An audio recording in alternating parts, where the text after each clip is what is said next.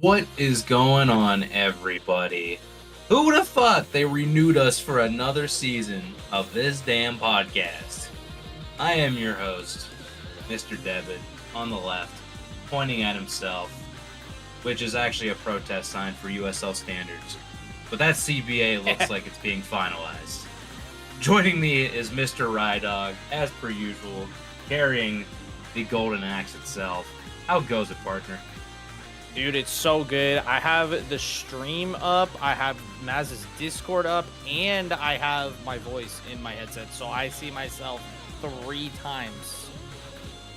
3 times? That might be a little bit too much. Have you gone insane yet?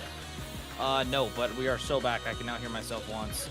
But yeah, it's good to be back. I really liking this short season just because I really thought it was going to be a while before we kind of got back in the swing of things, but we have our short season, so we're back earlier than anticipated.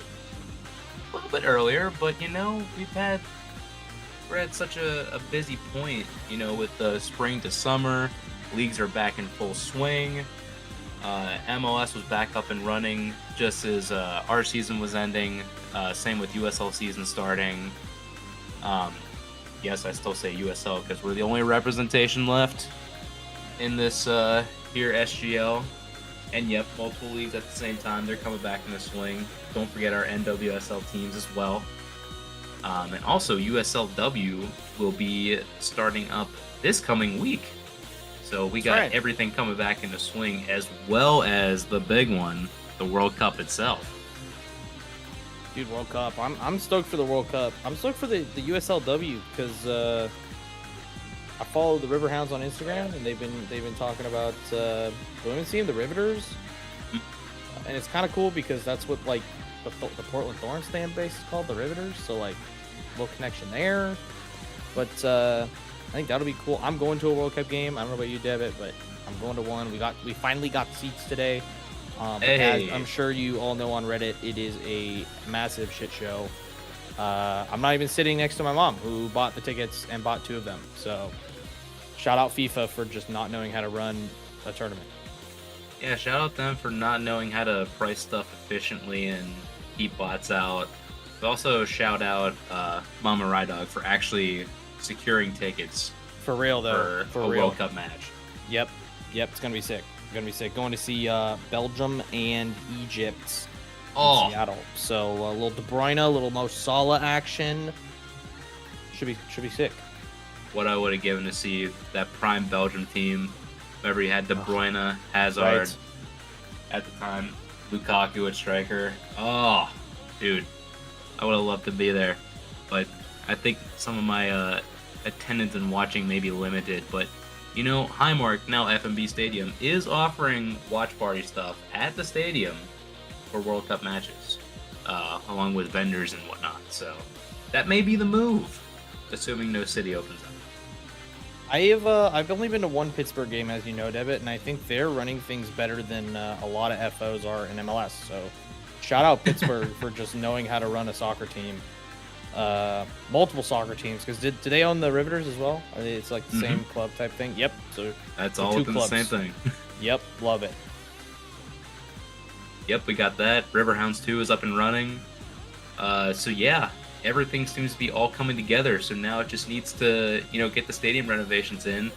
Yeah, I feel that emote as soon as I see the smudge come up. That's so real. Hearing about other FOs and other just front offices around the, you know, just other sports. But yes, if you are new to the stream, don't forget, we kind of run on 7 TV emotes. So if you see something that looks like it should be like, you're like, what the hell did that dude type? Like, if you see shark in all capital letters, that is actually Kevin O'Leary with his hands folded, a strike a deal. So, good download to have on your browser extension if you're. Hashtag not an ad, but you should get it. It's literally free. Sign away your life for the funny emotes. That's the only thing you got to do. No, it's not that bad. You just connect your Twitch. That's all it is. Yep. And it just goes in your extensions. And you get to see all this fun stuff.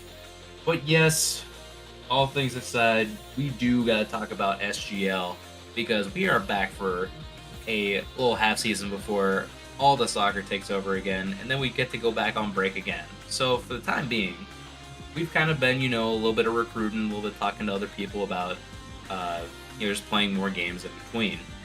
We had the Super Cups, we had Team of the Seasons play up against the top sides. So it's only fair that we get to see, everybody back in here again. And we actually have a little bit of shakeup in some of the teams, but before that happens, I do want to, welcome all the new people in.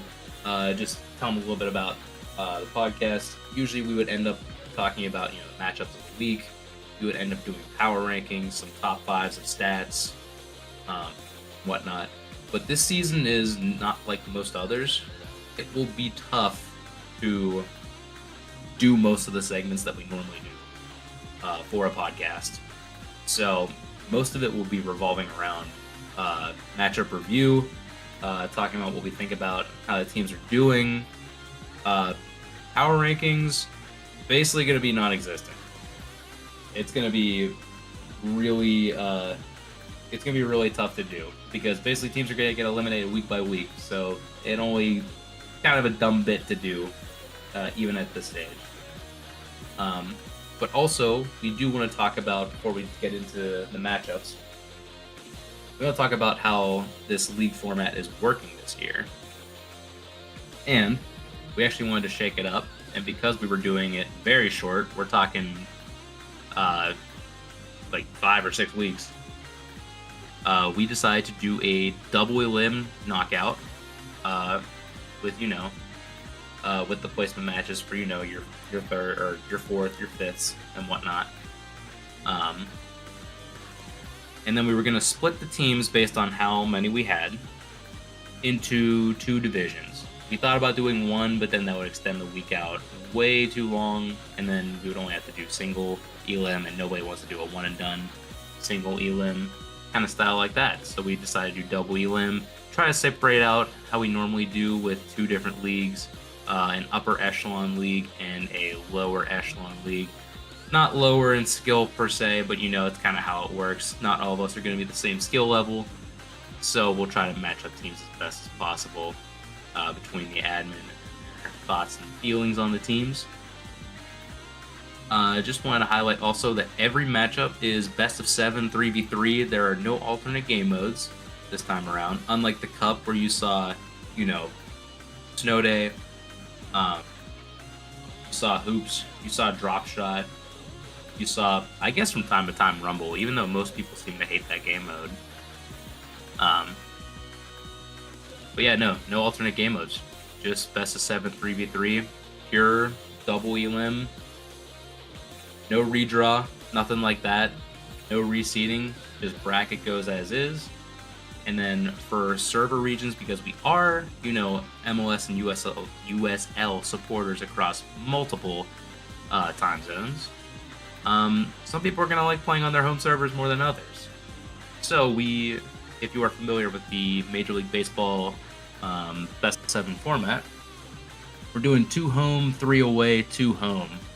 Team on top of the matchup will be showing the home team in that series, so they will have a maximum of 4 home games. So that way, we got the split between the regions, and as I mentioned, Prem and Champ will be considered as well. Now we can actually start talking about the matchups that actually happened, and whenever we're good to put up the premier Season 10.5 bracket, as you'll see up on your screen right now.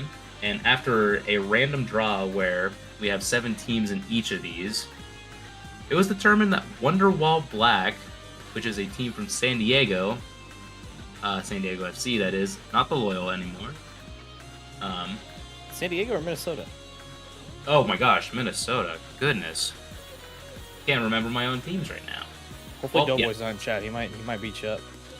That's probably why I said San Diego. Yeah, that's fair. I just apply him to too many teams. But yes, Minnesota is back in the league. We used to formerly have Dark Clouds in here. Now we have 2 Minnesota teams. Wonderwall Black won the draw for the first round bye, so they got to practice a little bit more, get to play with their teammates. as they get to play against the winner of Lisingo Dose and Axon Army, which that one ended up going to 7.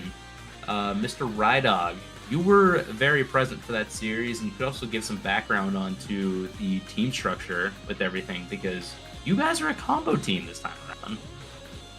Yeah, that's right. We are a combo team. We combined the Timbers Army and Axe and Rose teams from season 10.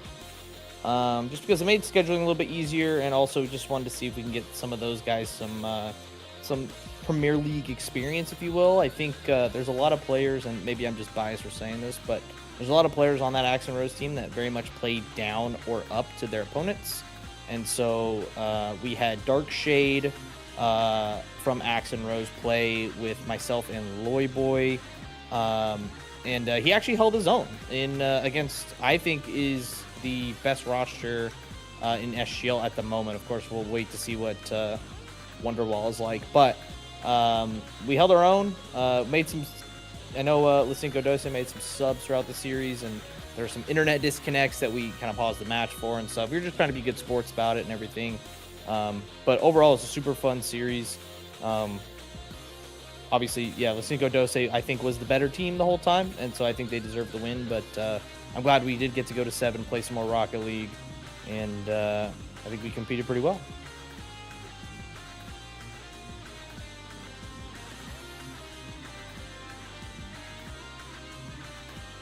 But let's see. Debit might have just died. Did Debit die? Oh, I did die. Wait, hang on. Oh, he's back. Mike's back. Okay, we're good. But yeah, that's let's see, who do we play? We play the loser of Chrome and El Matador in that next round. So yeah, we gotta wait a little bit to see. It's good to see at least that you got some of your Axe and Rose boys playing up against the higher competition. Get a little taste of the action that's to come. Plus, they get to enjoy the experience with you all. And to even take that Lisinko Dose team to 7 is still impressive as is. So we get to wait and see how your losers run goes. Moving on to Chrome Rebellion, a matchup that I was very excited to see, because the Rebellion kind of had a little bit of a cakewalk through the championship last season. It looked as though like they could, in their previous seasons in the Premier, they weren't looking as hot. So like maybe the championship would have done another season doing all right for them. They kind of went through it pretty easily, so decided to bump them up to the Premier and see how things went. They also have a newbie in Fnatic that will also help boost their score as well, being in the Premier. A lot closer of a series than I think most people would realize. That Rebellion team was down by a goal or two pretty much every game that they were losing in, and it was only just a couple mistakes that prevented them from getting more wins across a Chrome side that's looking, honestly, for a first test back, that's not a bad result. Yeah, obviously Chrome was in the title race last season with us and TA, and if you want my honest opinion, I didn't watch the whole series, but I did watch a little bit. I really enjoy Fnatic. I think he's going to be a really good addition to this Rebellion team. That was also really good. Obviously, we know how they did in the championship last season, kind of just balling out every week. But I think that's going to be a really good addition for them. And yes, Chrome kind of started a little bit slow, if I'm being honest. Not typically like them. I don't feel like they are notorious for starting slow, if you will. But yeah, they obviously got it done at the end of the day, which all that matters. I mean, that Chrome team, I don't know if they made any additions or changes, but I know they still have Ducky and Chelsea Man, and I'm sure Shaybomb and all those guys are still on the team too. So they have a stacked roster as well. They have a top 3 roster too, going into this season too. So yeah, the only thing is that Shaybomb just wasn't present at the time, so they were running with Meki Ducky, Chelsea Man. I believe Munz was out there nice. As well, but primarily Fiery French Toast, I think, got the bulk of the time, if I recall correctly. Okay. But that's still a solid roster. Oh, 100%. Yeah, so that's, like you mentioned, I feel like the Rebellion 2 will always keep series close. Like, I feel like they might get blown out in, like, one game, a series, but every single like series or game that they lose, it's close. And so, like you were mentioning, like that 4-1 like series scoreline might not be indicative of how they play. So, Casey, you might need to watch out. But I think Debit kind of rolling into this next one, kind of a more surprising series scoreline, EM, and from Luis in chat, KC got perfect swept, which is kind of crazy to think about. Yeah, okay, so for context, I actually had to watch this one back because I was out and about at the time. If any of the people are curlers, I have now picked that up as a hobby. So W. So if you ever want to talk that, come talk to me. Can't wait to see it at the next Olympics. Legit, I'll be there. But whenever I was driving home, I'm thinking, okay, I'll probably miss the first couple games, whatnot. I'll sit down and watch the rest of it.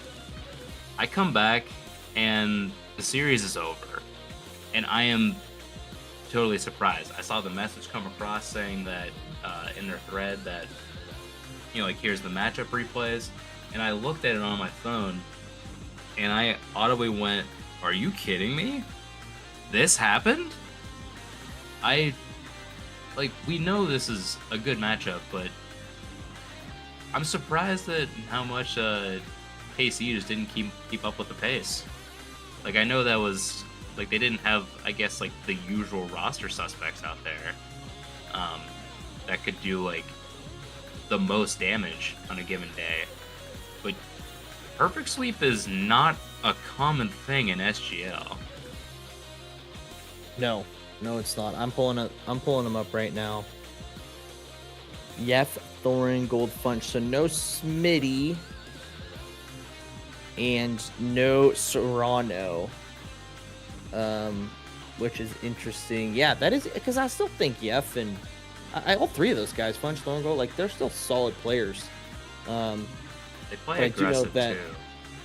They do. They get demos. They're solid players. It's not like they're gonna just straight whiff and stuff like that. But I think I know EM. We were talking about this earlier. Debit had some roster switches of their own, and or maybe they combined, and so they have a lot of different rosters available to them. But I'm just looking at who played for EM too, and those are all solid trios. So I'm not surprised. I think I'm more surprised at the perfect sweep than I am the sweep. Yeah, that's a good way to describe it, because that usually just doesn't happen in SGL. We'd also think that KC lineup would be able to score one goal. Yeah, that's the thing that we can't just get by. Yeah, so exactly. It feels like truly an anomaly of a matchup that happened between those two. But I don't want to keep harping on Casey too bad, because also we still have more to look forward to in the Premier side of Season 10 and a half, because Cauldron ended up playing the Rebellion in lower round 1. Somebody's season is gonna end this week. It's kind of crazy to think that, with a short season like this, it could literally just be in snap, gone. Thanos snap. That's the nature of the beast, but I think honestly, it's kind of weird to think about that, like, especially for us too. They're on the bottom. We don't know who we play yet. They're on the bottom, but like, and we're like, oh, we're starting a new SGL season, and then you lose one series, and you're like, all right, well, if we lose again, we're like not gonna play again. It's kind of like weird to say out loud, but short season. That's the way it be. Yep, that is how it be. But also, this upcoming week, we do get to see a taste of Wonderwall Black entering the league, and Lacingo Dose, which should be a high-flying matchup. Whenever judging these two teams, Wonderwall Black looked good on paper, but you're going up against the Lacingo Dose team that, if they probably had Caser and run style the entire season last season, could have been an argument for, either a cup title if they ended up getting it done against FSD Chrome, or maybe even fighting for a title in the regular season. Yeah, I think I've said it before. I said it in the interview. I said it earlier in this podcast too. Like, that is the best roster in the league by far. The way they play, talent, everything across the board. So I do think the 7 games, like I tried to mention before, is not indicative of that series. I think if they would have played their A team the whole time, I think it would have been a sweep, if not 4-1, at least against us. Obviously, we didn't have our A team the whole time either, so there's that. But I think they're the best roster in the league, so I'm excited to see what Minnesota brings with their new team. But I mean, since I don't know what they're going to be like, I have to give the edge to Austin there. Yeah, I think it's easy to say on paper that a team like Austin should be able to take care of this. Yeah, I think it's fine to predict them, at least as of right now, that would be the case. But I am intrigued to see what Wonderwall Black ends up bringing to the table.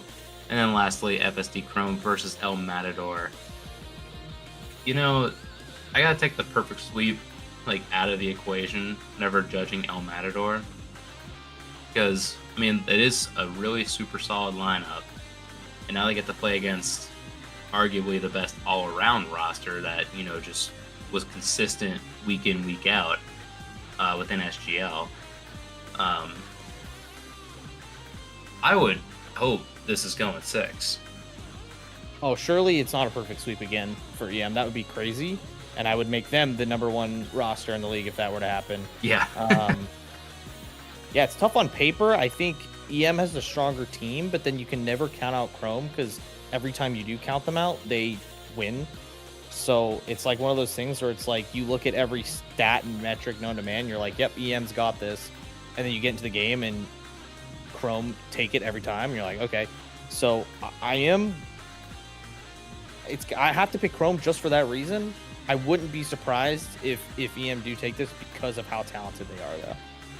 Yeah, I can see with the roster shuffle, EM taking this one. After watching Luis Caesar and Wicca take it, I believe in season 9? I think that sounds about right. Before they did a big switch of everything. That roster was outstanding. Whenever they needed to get it done, it just always happened. So it's hard not to go against an EM roster like that. But yeah, I think we're both at least on the right line of thinking that even people in chat where it's like, yeah, probably 6 or 7 games. Yeah, I think if EM troll, it's going to go 7 games. Like I said, I think Chrome is just, they always adapt. They just always find ways to win when, you think oh, just this team's pressuring them so much. They're on the back foot. And then you have one play from Chelsea Man or whatever, and that's the goal you need. So I think the talent's there for EM. So like I said, yeah, if they win, I'm not gonna be surprised at it, but I'm gonna take Chrome because last season I counted them out way too much. So I'll eat my words though. That's fair. I'll take the opposite side. We'll take the opposite angle here. Nice.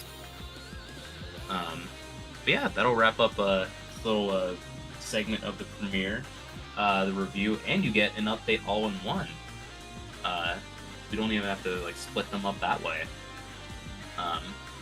But yeah, those are the matches for this week for the premiere, and then we will get to talking about the other bracket, which is the championship, which, I mean, no bias here whatsoever, might be the best one out there. Just saying. Because, a bracket where you have LV in the buy range is the best possible outcome. This Dude, was that's the fire. best draw possible. This is sick. Yeah, no, we only got 2 completed matches there, but we do have that Wonderwall Blue and ECD match after the podcast. So stick around. Yes. But yeah, EM Dallas Burn. I'd love to see. I guess I can look to see who's on that roster. I can tell you right now, actually. Okay, because and then I guess FSD Azul lost Doughboy, right? I would think they lost Doughboy. Yes, that was the only loss because they still have Dr. Aquatic, nice, Kima, Divine Waffle, and Ham on the roster. Okay. Right. Okay. Yeah, I might want to go watch that one back. I feel like that series should have been a little bit closer.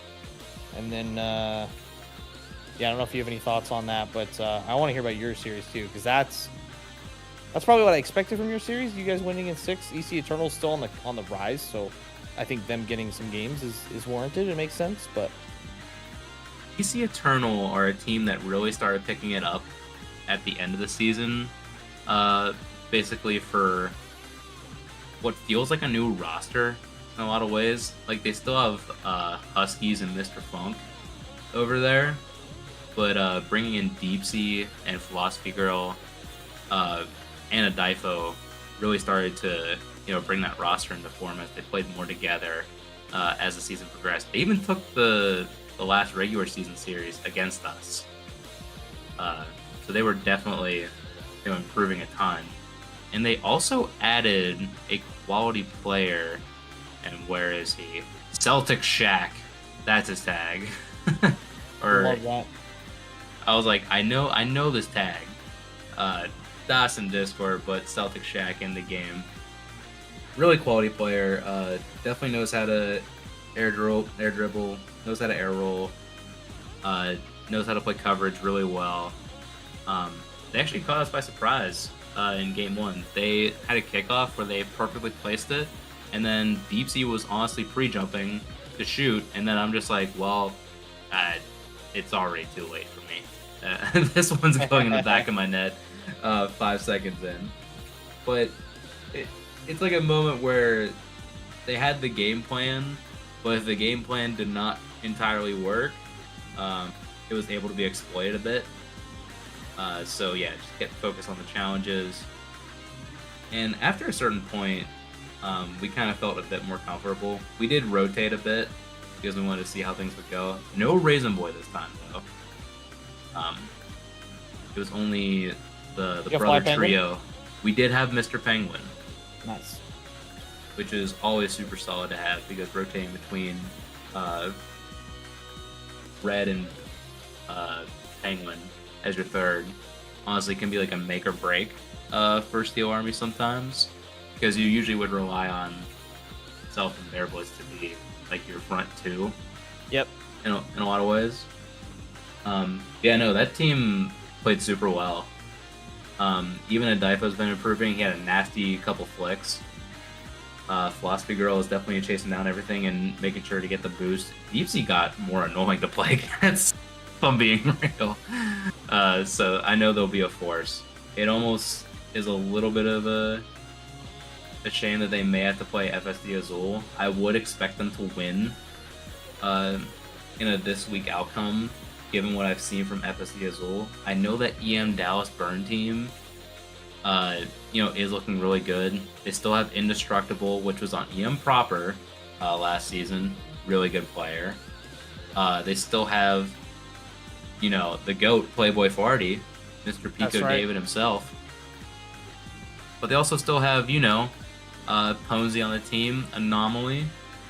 Pee-wee. Oh, that's a good roster. Yeah, like this is a good roster. And then rounding it out, Coach GM Skyline. Oh, yeah. My bad. I should have known they had Skyline. It's Raps. Making their way through this tournament. Good luck. Good luck next round.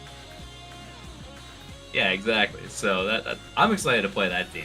I am really excited to run it with them, because I haven't played some of those guys since the EM Big Dog days. Yeah. It'll be fun to Which is a fire name. They need to bring that back. I know. It's like Dallas Burn was is a good name, but also EM Big Dogs is still really good. Yes. But yeah, those are those two matchups you see upcoming this week. We, as Rydog mentioned before, we do have one more matchup to get to, and that is one that we are working towards, which is Wonderwall versus EC Defiance. A little bit of scheduling issues, but we were able to make this Monday evening possible. So as we are, kind of wrapping this one up, just wanted to, shout out the people that were in here for chat. Philosophy Girl, I see you come pop into here. Team's looking super solid. I expect a deep run in the lower bracket for you guys. We say I can't wait for the Steel Army game. Loads of memes. Me too, man. This is gonna be fun.